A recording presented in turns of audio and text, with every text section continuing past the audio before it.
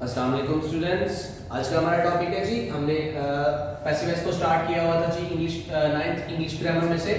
आज हमने present, past और फ्यूचर परफेक्ट, तीनों परफेक्ट के टेंसेस को स्टडी करना है, इनके पैसिव वॉइस को स्टडी करना है। तो स्टूडेंट्स सबसे पहले हम इनके रूल स्टडी करेंगे, उसके बाद हमारे पास एज यूजुअल जो प्रैक्टिस होती है, और उसके बाद हमने साथ ही फ्यूचर इंडेफिनिट को भी साथ ही स्टडी कर लेना, क्योंकि फिर हमारा ये लास्ट लेक्चर हो जाएगा पैसिव वॉइस का। इसके बाद हम पैसिव वॉइस को वाइंड अप करने के काबिल हो जाएंगे। ठीक है स्टूडेंट्स, स्टार्ट करते हैं अपने रूल से। पहला रूल ऐसे वैसे ही सेम रहता है, एक्टिव वॉइस के ऑब्जेक्ट को पैसिव का सब्जेक्ट बनाते हैं हम लोग। पहला रूल हमारा। उसके बाद हेल्पिंग वर्ब का इस्तेमाल होता है। हेल्पिंग वर्ब का इस्तेमाल मैंने बताया था कि टेंस की बेस पे चेंज होता है। उसके अलावा बी का इस्तेमाल हमारा कैटेगरीज की वाइज पे होता है जी। उसके बाद मेन वर्ब का इस्तेमाल थर्ड फॉर्म होती है। उसके बाद जी हमारा बाय का इस्तेमाल होता है। लास्ट पे हमारा एक्टिव वॉइस के सब्जेक्ट को हम पैसिव का ऑब्जेक्ट बना देते हैं। ये तो हमारे कुछ जनरल कॉमन रूल्स हो गए। ठीक है जी। उसके बाद मैंने यहाँ रेड में हाईलाइट किया हुआ है, चूंकि परफेक्ट के तीनों टेंसेस में एक्टिव वॉइस की मेन वर्ब की जो फॉर्म होती है वो थर्ड होती है। चूंकि जो परफेक्ट के तीनों टेंसेस हैं इनमें एक्टिव वॉइस की मेन वर्ब की थर्ड फॉर्म यूज होती है, लिहाजा हम बी को बतौर बीन इस्तेमाल करेंगे। मैंने कल इधर रूल लिखा था एक बी का कि जो फॉर्म एक्टिव वॉइस में मेन वर्ब की होती है वही फॉर्म पैसिव वॉइस में बी की इस्तेमाल होती है। लिहाजा परफेक्ट के तीनों एक्टिव वॉइस में हम मेन वर्ब की थर्ड फॉर्म इस्तेमाल करते हैं, लिहाजा हम लोग बी को बतौर बीन इसके पैसिव वॉइस में इस्तेमाल करेंगे। ठीक है। उसके बाद मैंने ये टेंसेस वाइज मैंने क्या लिख दिए बेटा, हेल्पिंग वर्ब लिख दिए, और उसके बाद इन हेल्पिंग वर्ब्स का यूज लिख दिया है। पहले हेल्पिंग वर्ब देख लेते हैं बेटा। प्रेजेंट परफेक्ट में हैज और हैव इस्तेमाल होते हैं। पास्ट परफेक्ट में हैड इस्तेमाल होता है। उसके बाद फ्यूचर परफेक्ट में बेटा विल हैव और शैल हैव इस्तेमाल होता है। ठीक है जी। इसके बाद मैंने इनका इस्तेमाल लिख दिया जी। ही, शी, इट या सिंगुलर नाउन के साथ हैज आता है। आई, वी, यू, दे और प्लूरल नाउन के साथ हैव आता है। स्टूडेंट्स ये दोनों हो गए प्रेजेंट परफेक्ट के। उसके बाद बात करते हैं पास्ट परफेक्ट के हेल्पिंग वर्ब की। तो पास्ट परफेक्ट में सिर्फ एक ही हेल्पिंग वर्ब यूज होता है, इसके लिए कोई भी अलग यूज नहीं है जी, ये सारे सब्जेक्ट्स के लिए इस्तेमाल होता है। ठीक है। उसके बाद हम बात करते हैं फ्यूचर परफेक्ट के हेल्पिंग वर्ब की। तो इसमें दो हेल्पिंग वर्ब इस्तेमाल होते हैं, विल हैव और शैल हैव। अगर बात करें तो शैल हैव, आई और वी दो ऐसे सब्जेक्ट्स हैं जिनके साथ शैल हैव आता है। बाकी तमाम जितने भी हमारे सब्जेक्ट्स हैं आई और वी के अदरवाइज, आई और वी के अलावा जितने भी हमारे सब्जेक्ट्स हैं उनके साथ हम लोग विल हैव का इस्तेमाल करते हैं। तो स्टूडेंट्स ये हमारे कुछ जनरल कॉमन रूल्स हो गए। इसके बाद हम चलते हैं अपनी प्रैक्टिस की तरफ। जैसा कि मैंने आपके सामने सेंटेंसेस लिखे हुए, हमने कहा था हमारा पहला काम होता है सेंटेंस की कंपोनेंट्स की आइडेंटिफिकेशन करना। ठीक है जी। हमारा she subject, helping verb, main verb और द डॉग हमारा ऑब्जेक्ट हो गया। तो पहला रूल हमारा होता है हेल्पिंग वर्ब के एक्टिव वॉइस के ऑब्जेक्ट को पैसिव का सब्जेक्ट बनाना। तो इसका क्या बनेगा, द डॉग। उसके बाद हेल्पिंग वर्ब का इस्तेमाल, चूंकि डॉग सिंगुलर में आता है तो उसके साथ क्या इस्तेमाल होगा बेटा, हैज इस्तेमाल होगा। इसके बाद हमारा नेक्स्ट रूल होता है बीन का इस्तेमाल। बी का इस्तेमाल तो हम बी को बतौर बीन इस्तेमाल करेंगे। इसके बाद हमारी मेन वर्ब की थर्ड फॉर्म इस्तेमाल होती है, तो चूंकि वो ऊपर दी हुई है तो हम वही उठा के लिख लेते हैं, बीटन। उसके बाद हमारा बाय का इस्तेमाल होता है, और आखिर में हम एक्टिव वॉइस के सब्जेक्ट को पैसिव का ऑब्जेक्ट बना देते हैं। शी उधर जाके हर में तब्दील हो जाएगा। Students, the dog has been beaten by her. तो ये हमारा पहला सेंटेंस कंप्लीट हो गया जी। नेक्स्ट हम अपने दूसरे सेंटेंस की तरफ चलते हैं। इसी तरह सेंटेंस की हम पहले कंपोनेंट्स की आइडेंटिफिकेशन किया करेंगे। इसमें आ हॉर्स हमारा ने बनने वाला सब्जेक्ट है। आ हॉर्स सिंगुलर है, चूंकि इसके साथ हैज आएगा, बी बतौर बीन इस्तेमाल होगा। उसके बाद बेटा बाय की थर्ड फॉर्म बॉट होती है। उसके बाद बाय का इस्तेमाल और दे ऑब्जेक्टिव केस में जाकर नजर देम हो जाएगा। Students, a horse has been bought by them.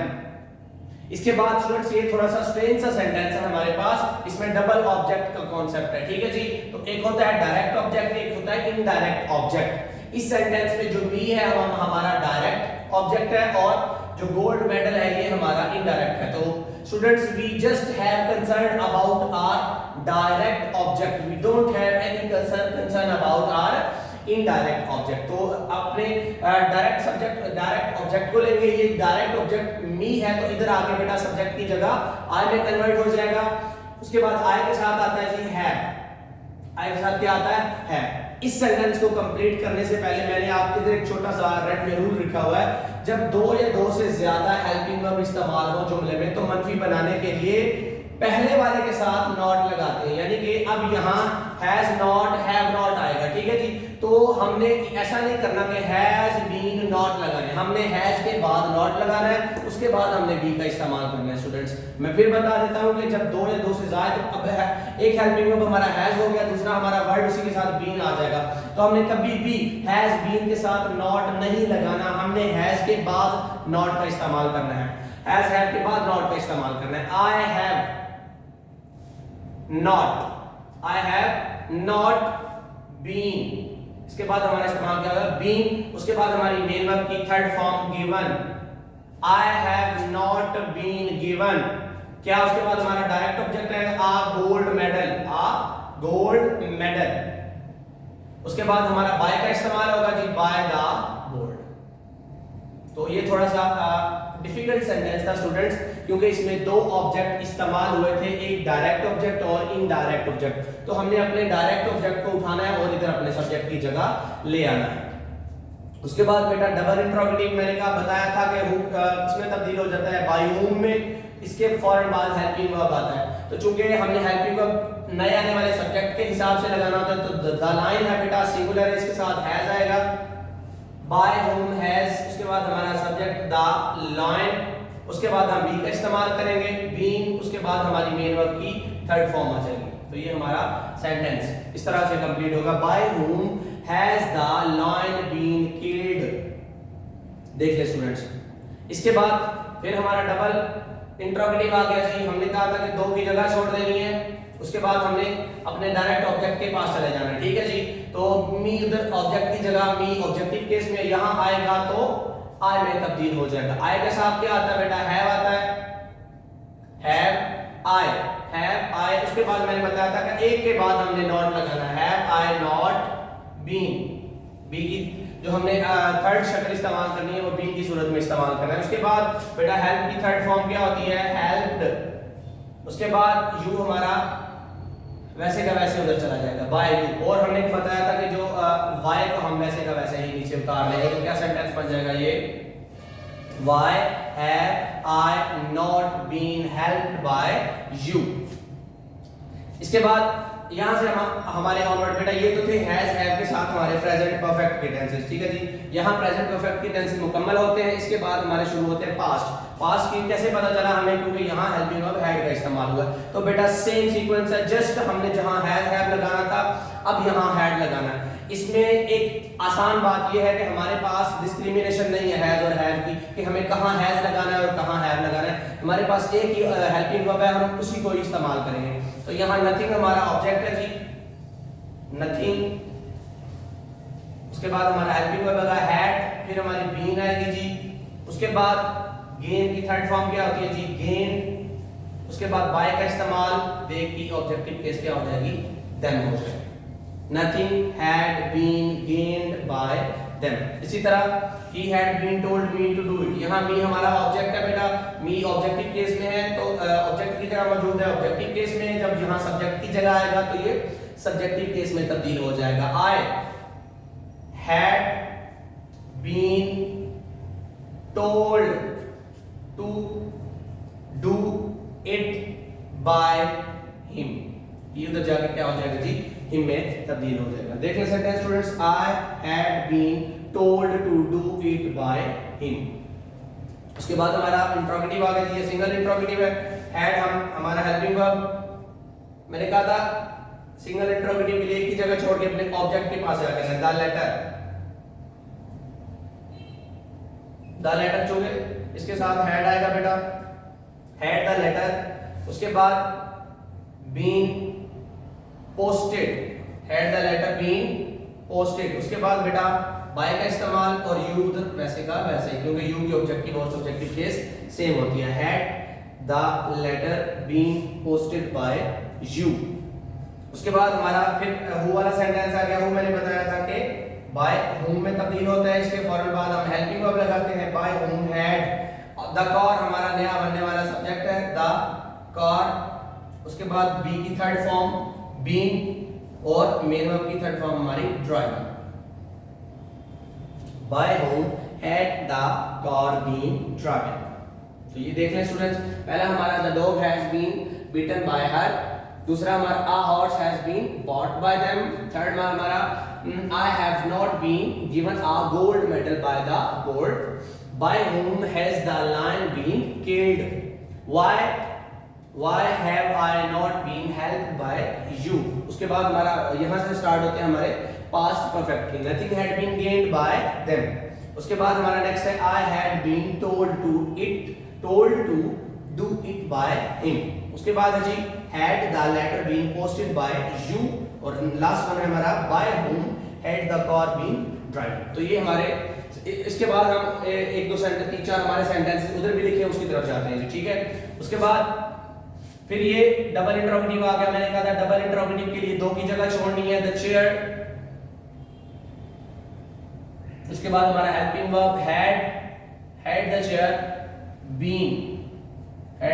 Been, broke बेटा ऑलरेडी थर्ड फॉर्म है, तो ये थर्ड ही लिख देंगे, had the chair been broken by you, वैसे का वैसे उधर चला जाएगा। और हमने बताया था कि जी वाई वैसे का वैसे ही हम नीचे उतारते हैं, why had the chair been broken by you.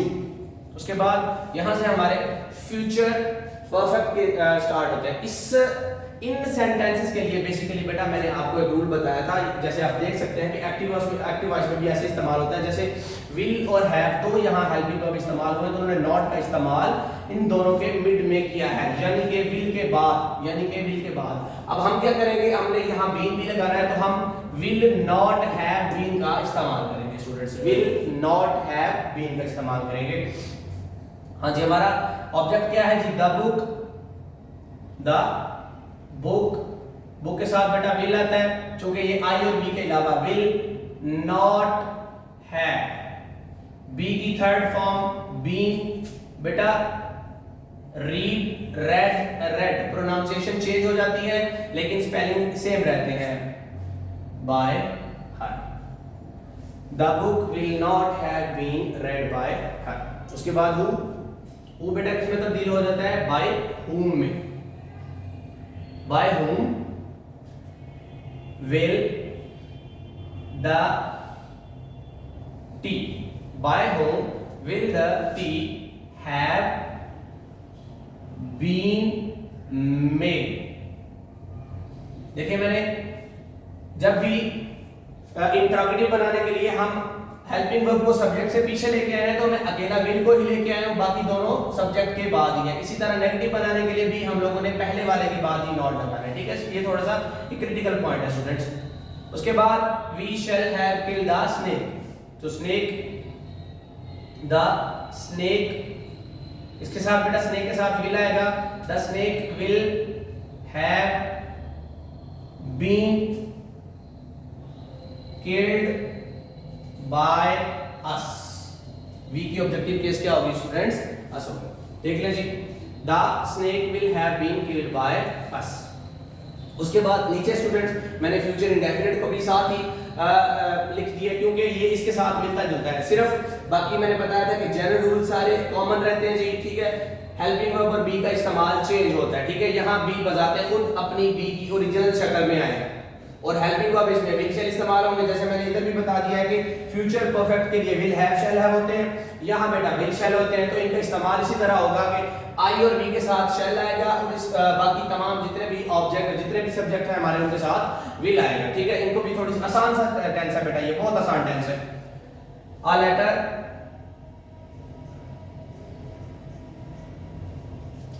उसके बाद आएगा बेटा हेल्पिंग वर्ब, लेटर के साथ विल आता है, a letter will be, be का इस्तेमाल बी बजाइए, वाहिद टेंस है जहां बी बजाते खुद अपनी ओरिजिनल शक्ल में आता है। आ लेटर विल बी बेटा राइट की थर्ड फॉर्म होती है रिटर्न, उसके बाद ही हिम में तब्दील हो जाएगा, ठीक है जी।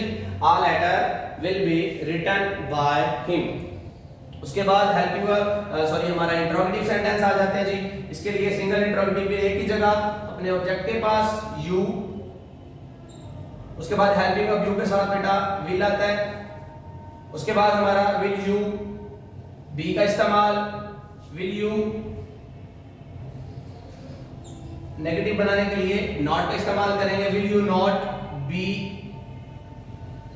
हेल्प्ड बाय देम, ठीक है जी, will you not be helped by them. इसके बाद बाय होम,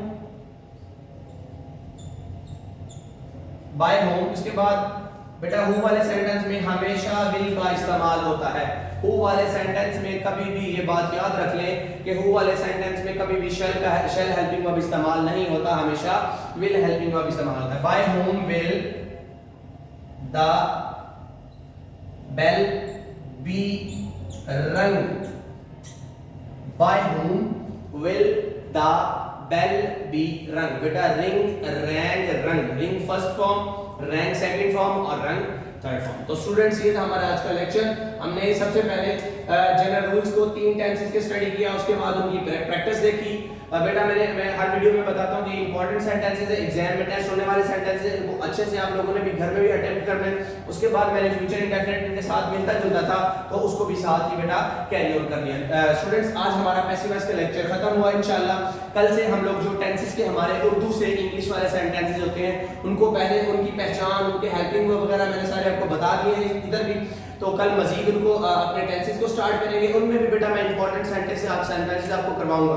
बेटा उसमें प्रॉब्लम ये होती है कि आपको पहचान, तरीका, हर चीज तो आ जाती है, लेकिन जो कुछ वोकैब होती है मुश्किल वो आपको नहीं आती, इस वजह से आपका सेंटेंस गलत हो जाता है। तो कल हम कुछ इसी तरह के इंपॉर्टेंट सेंटेंसेस होंगे जिनकी वोकैब थोड़ी सी स्ट्रेंज होगी, उनको स्टडी करेंगे। इसके बाद इंशाल्लाह हम फर्दर कैरी ऑन करते रहेंगे जी अपनी ग्रामर। अस्सलाम।